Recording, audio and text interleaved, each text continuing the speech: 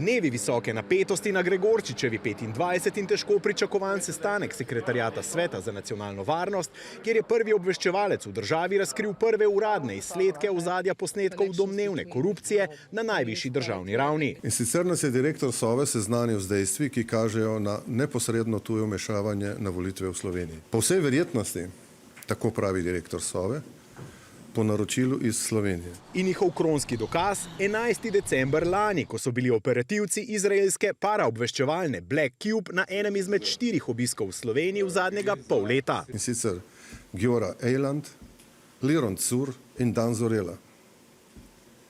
V tujini pa obstaja še četrta oseba, imena katere pa zaradi interesa preiskave še ne moremo razkriti. To pa je prvi odziv iz Trstenjakove, kjer je sedež SDS.